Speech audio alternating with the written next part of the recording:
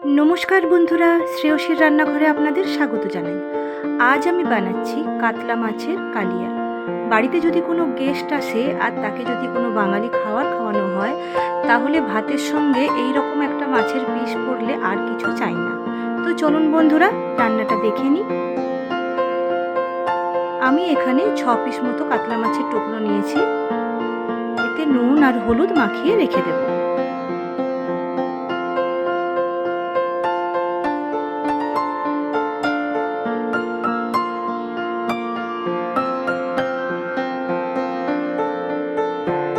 এরপর কড়াইতে বা প্যানে আমি সর্ষের তেল নিয়ে নিলাম।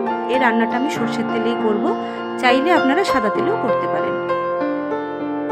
তেল গরম হয়ে এলে মাছগুলো আমি একে একে ভালো করে ভেজে নেব।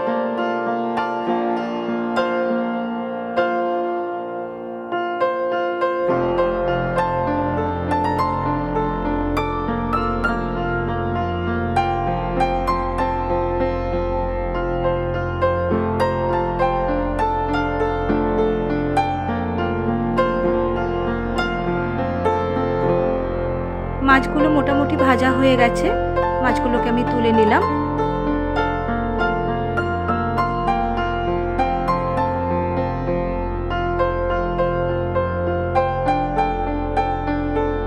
এরপর আমি ওই তেলে কাঁচা লঙ্কা, তেজপাতা আর সামান্য গোটা গরম মশলা দিয়ে দিলাম।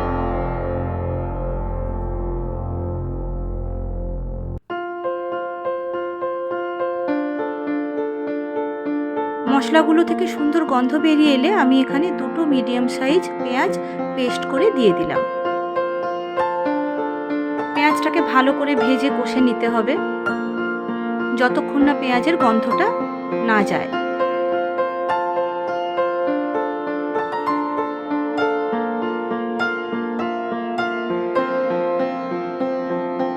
দেখুন পেঁয়াজটা ভালো করে ভাজা হয়ে কষা হয়ে গেছে। এরপরে আমি হাফ চামচ রসুন বাটা ও হাফ চামচ আদা বাটা এখানে দিয়ে দিলাম। দিয়ে আবারও কিছুক্ষণ ভালো করে কষিয়ে নেব।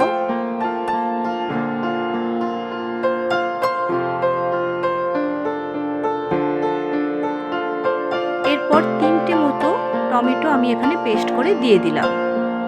ছোট সাইজেরই টমেটো ছিল। আবারও ভালো করে কষে নেব যতক্ষণ না টমেটোর কাঁচা গন্ধটা যায়। এরপর আমি হাফ চামচ হলুদ গুঁড়ো দিলাম, 1 চামচ মতো কাশ্মীরি মির্চ দিলাম,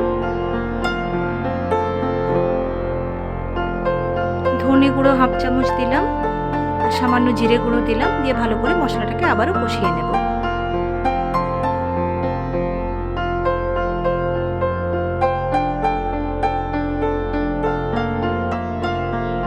হাফ চামচ মতো ঝাল লঙ্কার গুঁড়ো দিলাম, এটা অপশনাল, চাইলে আপনারা দিতেও পারেন, নাও দিতে পারেন।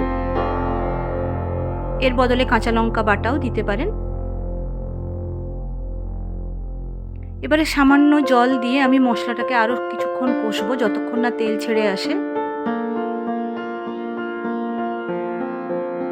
এবারে 1 চামচ চিনি দিলাম আর স্বাদ মতো নুন দিয়ে দিলাম।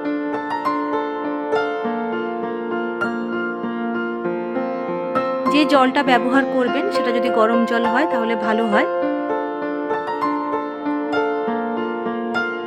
দেখুন মশলা থেকে তেলটা বেরিয়ে এসছে। এরপরে আমি 2 বাটি জল এখানে দিয়ে দিলাম।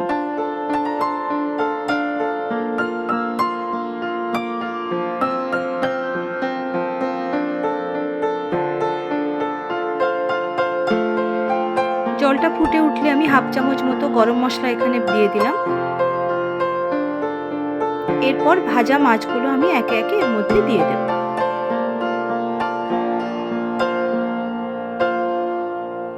খুব ঘরোয়া এবং সাধারণ একটা রান্না, কিন্তু খেতে অসাধারণ হয়।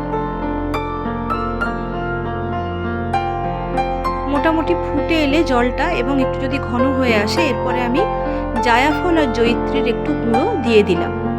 এটা বাড়িতে থাকলে দেবেন, না দিলেও হয়, দিলে গন্ধটা খুব সুন্দর বেরোয়। রান্নাটা যদি ভালো লেগে থাকে তাহলে চ্যানেলটি সাবস্ক্রাইব করতে ও ভিডিওটিতে একটি লাইক দিতে ভুলবেন না। ধন্যবাদ।